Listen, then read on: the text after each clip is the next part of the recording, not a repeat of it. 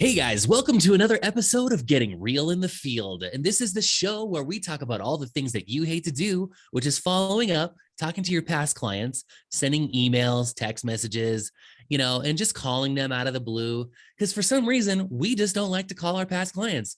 And this is your host, JP Fluellen and Keck Tay. Oh my gosh. Oh my gosh. Our studio audience, they love you, man. You are the best. You are. No, they love your beard, man. It's your Oh, beard. there you. Oh, thank you. Thank you. I combed it this morning. You're welcome. Rubbed a little beard oil in there, all the Don't things. make me jealous, man. Why rub it in my face? I know. You Asians, you can't if you get that one hair, you just like braid it. Did I want it long and I could Yeah. twirl it.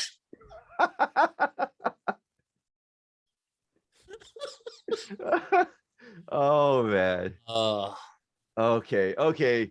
Fine. What do you want to cover tonight, All right. So JP? tonight I want to cover a hot topic. And I think because it is early in the year 2022, Yep. there's a lot of things going on in the industry, a lot of new technology within brokerages. Some brokerages are making some dynamic shifts in their models. And what I want to cover tonight is when should you decide to switch brokerages?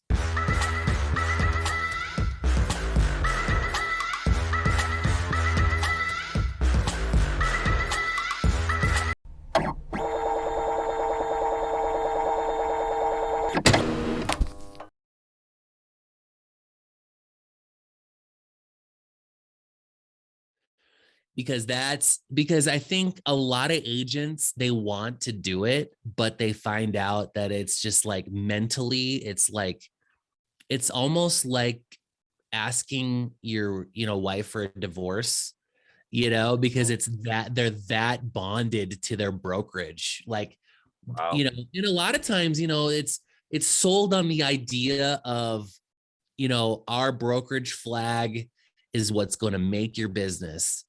And ultimately, you are your brand. And Agreed. when you are really good at selling your brand, it doesn't matter what brokerage you're with, is, um, and really what it comes down to in that regard is that if when choosing a brokerage, you got to think about what is the end game. Because I know I personally don't want to be slinging houses in my 80s.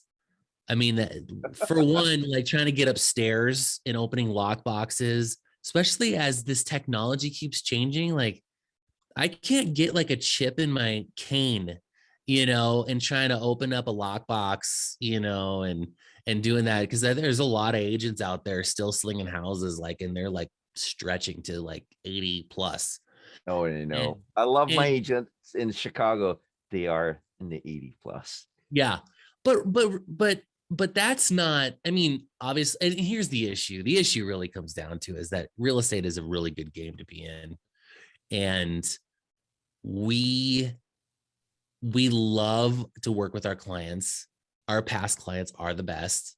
And we love to that repeat and because the problem is you get the longer you're in the business, that repeat and referral business, Yep.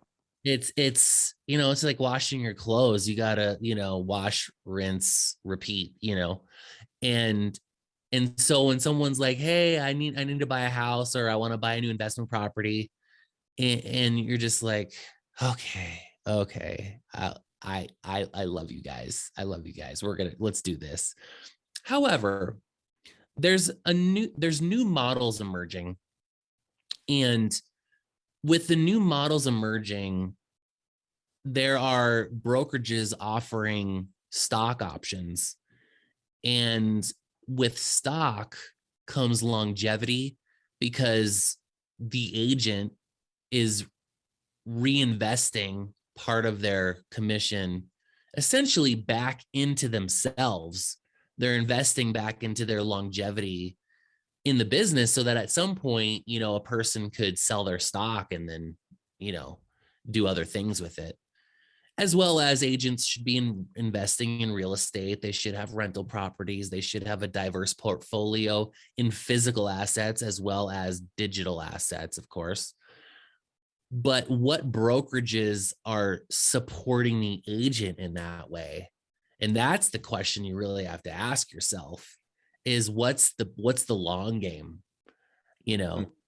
And Okay, so how do you determine, like in my area, there's some traditional old school brokerages out there, right? They promise you, and I'd love to kind of hear if your perspective as a new agent, brand new agent versus an experienced agent, why should I go to some of the big name brokerages? Some of them are really been there. They've got the name and the brand. As a newer agent, should I go do that first, or consider the newer, like the public firms type of, like the Reals of the world or EXP of the world, and Compass is not, but like versus my bigger brokerages like Sotheby's as well, and right. so forth. So there's a misconception. So one of the things too is like a lot of luxury agents specifically feel like they have to be affiliated with, a Christie's or a Sotheby's or those, or your local luxury, real estate company. However, that's because that's the way it's been sold to you. When in fact, if you have your own set of connections and you're doing all the fundamentals, because these cloud-based brokerages have a ton of training, tons of training. So I mean, if anything you can think of, from lead generation to growing your brand, how to create a YouTube channel, how to get followers, like how to create content, like there's all of these different avenues that a person can go down. What ends up happening is that newer agents just don't submerge themselves into the culture, and they want everything spoon fed to them. Because when I became a real estate agent, I was thrown to the wolves. It was like, here's your keys, here's your office, go figure it out. And nowadays, like, there's so much information, and if your brokerage is giving you all this stuff for free, Yeah. and what's really cool about the newer brokerages is that you can call a top agent in California and like, show me your ways, like the Jedi master out there that's just crushing it. And he's like, you got to use the force, Luke, and with this nice microphone, I can do that, but really that's what, because a lot of local brokerages, at least in my experience, is that the agents don't want to give away their secrets because they're then feeding a competitor. And then if your competitor then becomes better than you, then you feel like you just literally, like, screwed yourself because you're giving away your secrets. Whereas in national firms like, EXP or Real, that have these large, vast networks across the country, you can reach out to agents all over the place and tell me, like, what's working in your market, what's working in this. So you're actually, like, just kind of differentiate a little bit. We're talking about bricks and mortar type of traditional brokerages. Yeah, the traditional brokerage. And you're saying, hey, consider the cloud-based virtual brokerages like EXP or Real, right? Correct. Like in my firm that I was at, we had 78 agents. And I went to some of the top agents and said, hey, what have you been doing that's been working? Yeah. And they're like, I just keep on top of my clients and, and just make sure that they continue to know me. And I'm like, well, what does that look like? Oh, well, you might want to talk to your broker about that. Like, that was literally the really? You should talk to your broker about that. That's helpful. That is basically what she was saying is, I don't get paid to help you be successful, was essentially what she was telling me. And I'm like, now, okay, why would the cloud you're gonna have? What else? I'm kind of curious, why would the cloud-based organization, like, talk about structure a little bit? Like, yeah, why are they incented to help you out? as a newer agent? So think about it like so they're incentivizing us to like be submerged into the culture of being one big family, and that's kind of this underlying, like, it's not written as one of our core values, but I like to, it's like kind of, it's there, Sure. but one Yeah. big family. And so like if I'm gonna go to a family reunion, I want to talk to my cousin and be like, yo, bro, what's going on? Oh dude, things are going great. I just talked to, Jose, and Jose is like really fired up. He's getting his real estate license, and he's gonna come join the family. And then by Jose joining the family, he's going to be in, my cousin is going to be incentivized by bringing more people into the company Yep. through revenue share. And so the company grows organically that way. And Yeah. so it's incentivizing to, the more value you bring, the more people you're going to attract. And there's a thing called agent attraction. And so through that attraction, you're going to just grow organically. And that's how there's that big value add. And it's not salesy. I'm not saying, hey, you know what? You should come sit on a 3-hour seminar on how you should come join our brokerage. And at the end of it, you're going to sign up. And then when that's over with, we're going to show you how to repeat that same process and have more people join. Like, that's not the idea. The idea is like, hey, it's like that when you go to the movies, you watch an awesome movie, like, bro, have you seen this? Yeah. And then Yeah. like, yeah. And so it's not even, it's natural. Like, you're going to brag about it. So, okay. So what, for our fellow audience, you talk about the incentives, and so it is like, there's the concept of the downlines that you're talking about, where, everybody within the organization is incentivized to help a newer agent to be successful, because there's a little bit of split, or a little bit of a commission that goes back up to up the line, so to speak, right? Yep. That's for clarification for those who don't know about these cloud-based brokerages at Yep. all, right? How about, okay, so then what about experienced agents? Should I totally be like jumping on board in this? I mean, again, like, I've got my years of experience in bricks and mortar type, and since sounds like you recommend cloud-based brokerages, to consider that.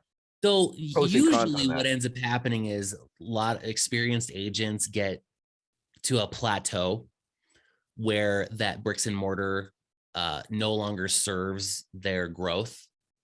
And so a lot of times, like, top producing agents get really frustrated because they're like, there's really nowhere else for me to go.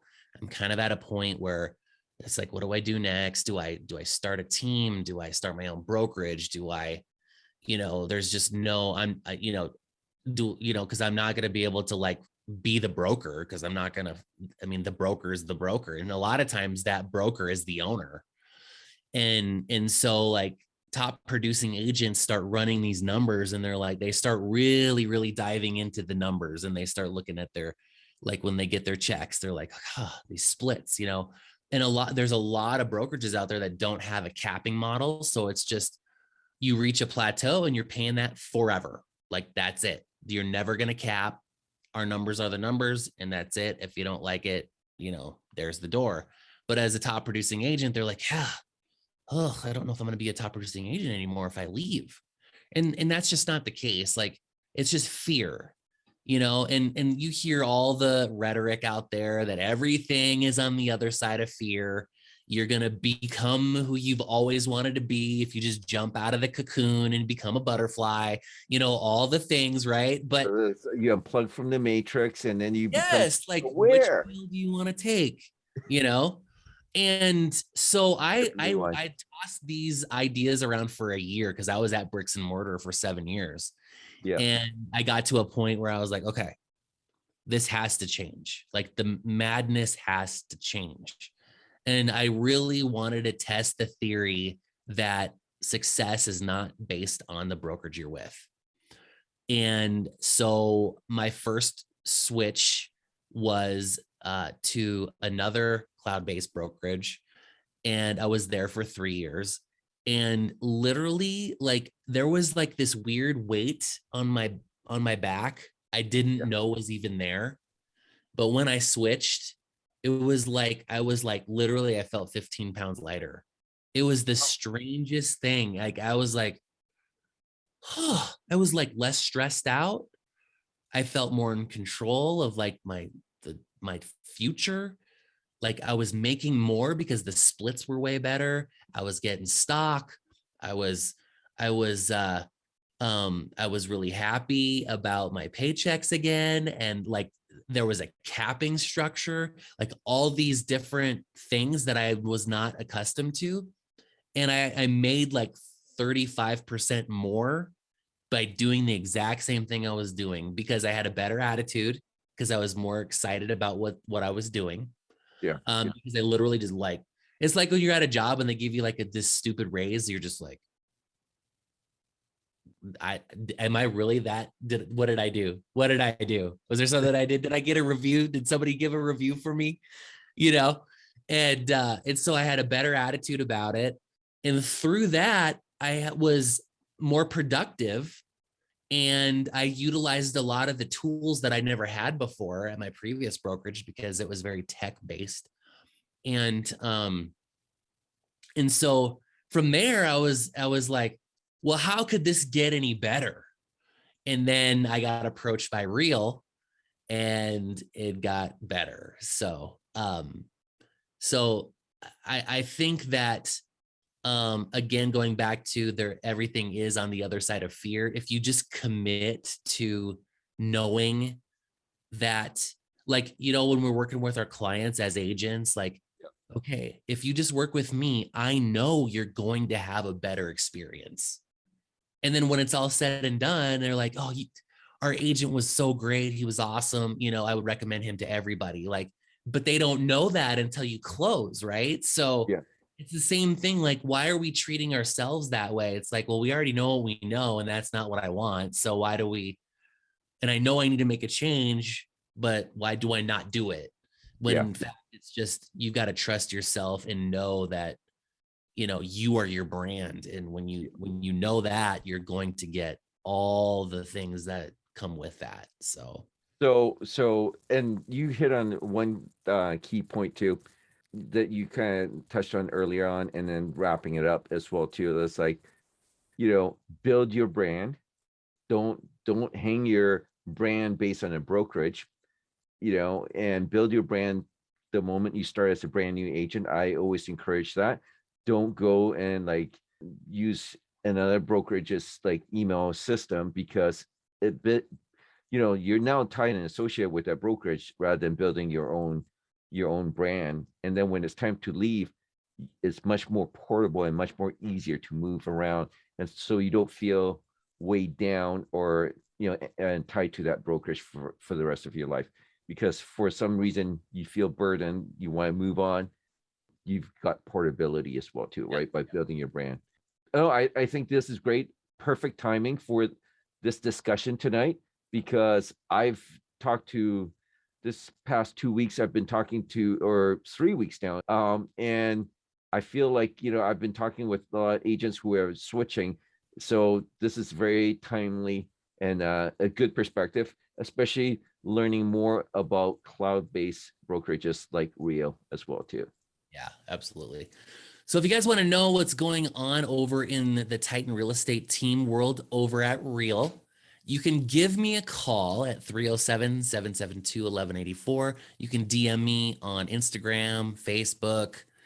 You can email me at jp@titanreteam.com. Speaking of branding real estate emails, uh, you can shoot me an email, and we can discuss even more why there's a huge incentive by looking at cloud-based brokerages, and what we were able to offer competitively towards your future, and you know future generations of real estate agents.